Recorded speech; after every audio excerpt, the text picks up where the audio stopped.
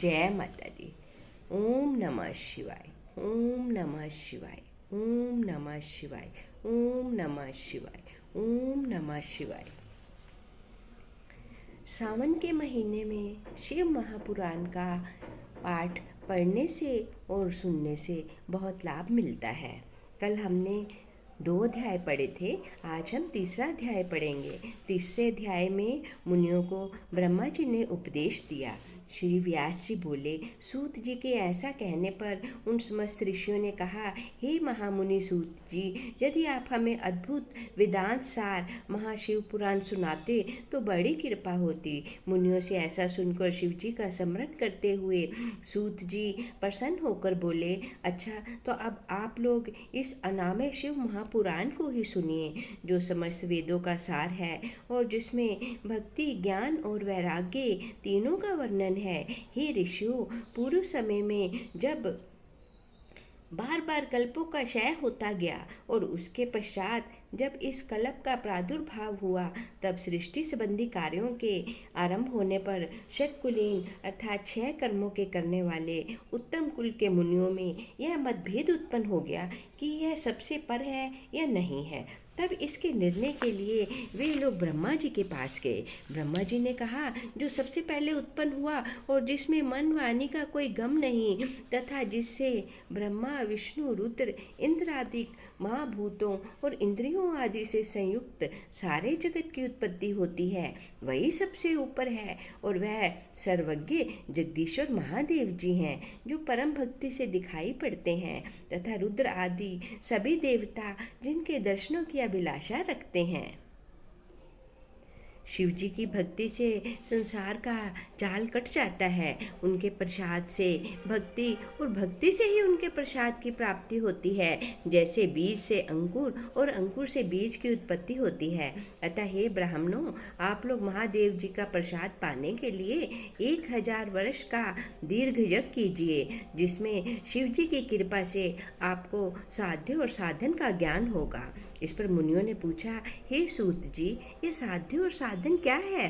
ब्रह्मा जी ने कहा, साध्य शिवपद है और साधन उनकी सेवा करना है, परंतु इसके लिए साधक को सर्वथा ही निष्प्रिय होना चाहिए।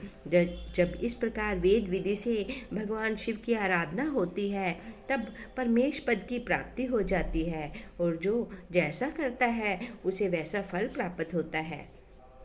इस संबंध में स्वयं शिव जी ने भी कई निर्देश दिए हैं। कानों से सुनना, वचन से कहना, मन से मनन करना भी एक महान साधन है, क्योंकि वे महेश्वर सर्वथा ही सुनने, कीर्तन करने और मनन करने योग्य हैं। अतः साध्य तक पहुँचना तो साधन में डट जाना ही आवश्यक है। प्रत्यक्ष का ही विश्वास होता है। अतः बुद्धिमान को चाहिए कि पहले गुरु मुख से श्रवण कर कीर्तन और मनन द्वारा शिव योग को प्राप्त होवे। संभव है कि साधन में पहले तो कुछ कठिनाइयाँ आती हैं, परंतु पीछे अनंत मंगल ही प्राप्त होता है। इति श्री शिव महापुराण विद्वेश्वर संहिता का 3रा अध्याय समापत। 4था अध्याय। ओम नमः शिवाय, ओम नमः शिवाय, ओम नमः शिवाय, ओम नमः शिवाय। इसमें सनत कुमार और व्यास जी का संवाद है। मुनियों ने पूछा, हे सूत जी, श्रवण और मनन क्या है तथा कीर्तन कैसे किया जाता है? ब्रह्मा जी ने कहा, ईश्वर के रूप, गुण, नाम और उनके विनाशों में अपनी पूजा और जप से रुचि बढ़ाना तथा निरंतर अपनी युक्तियों सहित अपने मन को उनके सम्मुख रखना मनन है।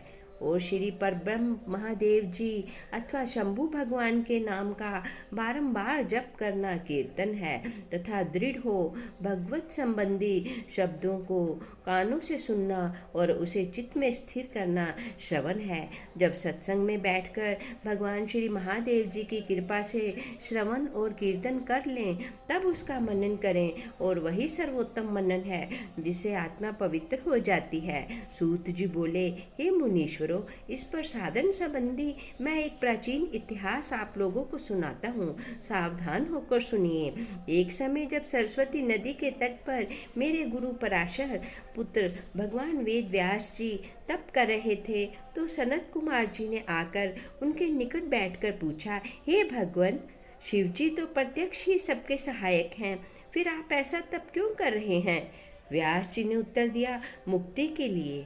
इस पर सनत कुमार जी ने कहा, अवश्य पहले मुझे भी ऐसा ही भ्रम हुआ था और मैं भी मंदराचल पर्वत पर जाकर तप करने लगा था, परंतु जब दयालु शिवजी की आज्ञा से नंदिकेश्वर ने आकर मुझे यह बतलाया कि शिवजी के श्रवण कीर्तन और मनन से मुक्ति प्राप्त हो जाती है, तब मेरा सारा भ्रम दूर हो गया। अतः हे ब्राह्मण, आप भी ऐसा ही कीजिए। यह कहकर सनत कुमार जी चले गए। इस पर ऋषियों ने सूत जी से पूछा, जो श्रवण कीर्तन और मनन नहीं करता, उस जीव की मुक्ति कैसे होती है तथा बिना यत्न किए भी वह कैसे मुक्त होगा? इति श्री शिव महापुराण वेदवेश्वर संहिता का 4था अध्याय समाप्त। ओम नमः शिवाय। ओम नमः शिवाय। ओम नमः शिवाय।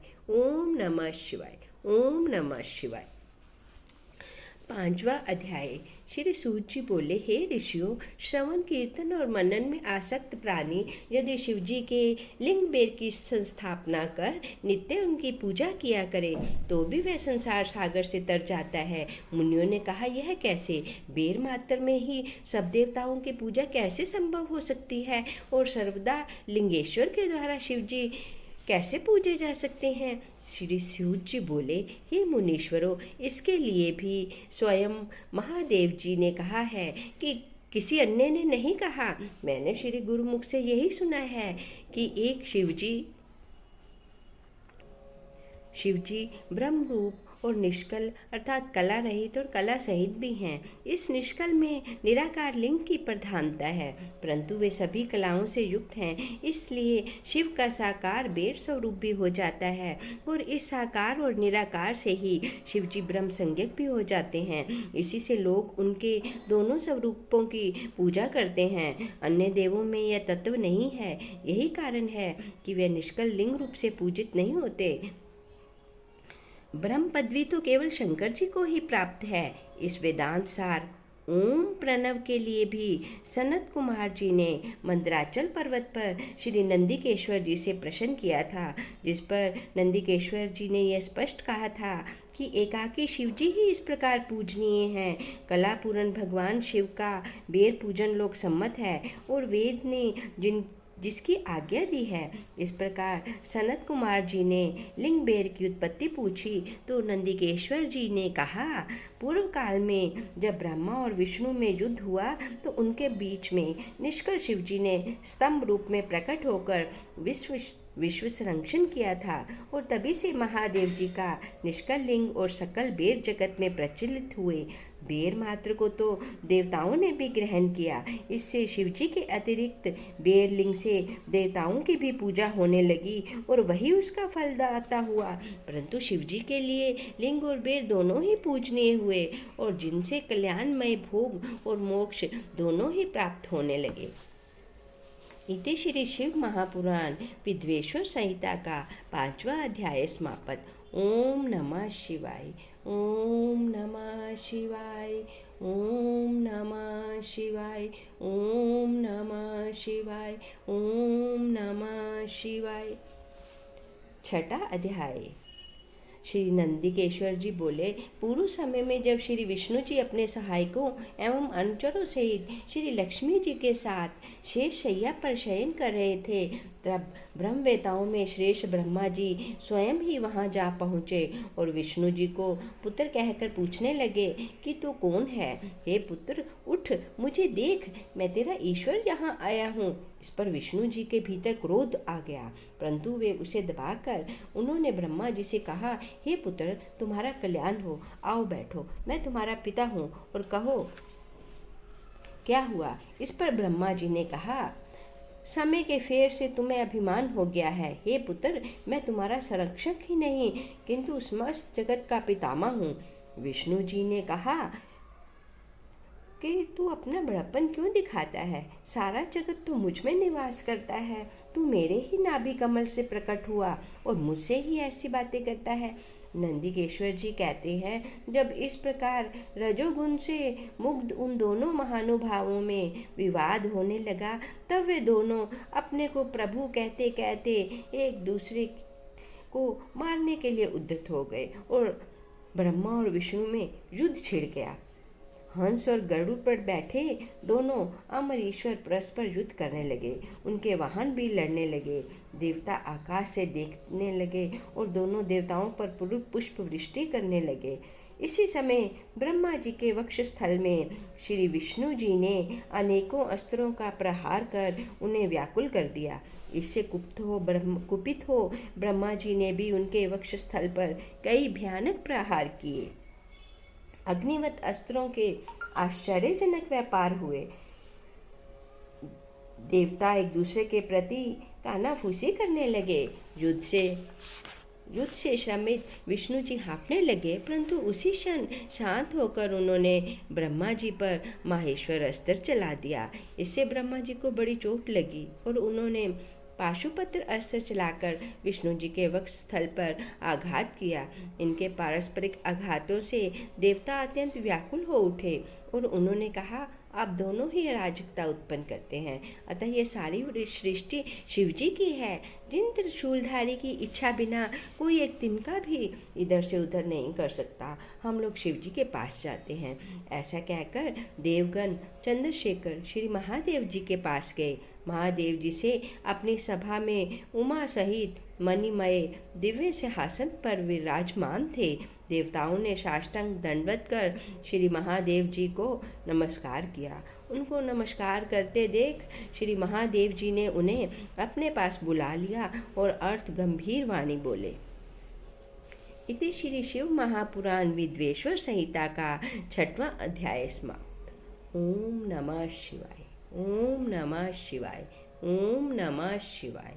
ओम नमः शिवाय। ओम नमः शिवाय। अब इस कथा को हम यहीं विराम देते हैं। शिवजी जी के 12 जो उनके ज्योतिर्लिंग है, हमें उनका भी उनको हर रोज प्रणाम करना चाहिए। जैसा कि आप जानते हैं, पूरे 12 ज्योतिर्लिंग हर जगह है, तो हम उनको प्रणाम करेंगे। सौराष्ट्रे सोमनाथम च शीर्षले मल्लिकार्जुनम उज्जैनां महाकालम ओंकारं मल्लेश्वरम पर्यं वैद्यनाथं च डाकिन्यां भीमशंकरं सेतुबन्धे तु रामेशं नागेशं दारुकावने वाराणस्यां तु विश्वेशं त्र्यम्बकं गौतमी तटे हिमालये तु केदारं घुष्मेशं च शिवालये एतानि ज्योतिर्लिङ्गानि साये प्रातः पठे नरा सप्तजन्म कृतं पापं सम्रेण विनश्यति। जो मनुष्य इन 12 ज्योतिर्लिंगों को सुबह शाम प्रणाम करता है, ये उनका स्मरण करता है जैसा कि इसमें बताया गया है, तो उसके 7 जन्म के पाप नष्ट हो जाते हैं। ओम नमः शिवाय। ओम नमः शिवाय। ओम नमः शिवाय। ओम नमः शिवाय। ओम नमः शिवाय।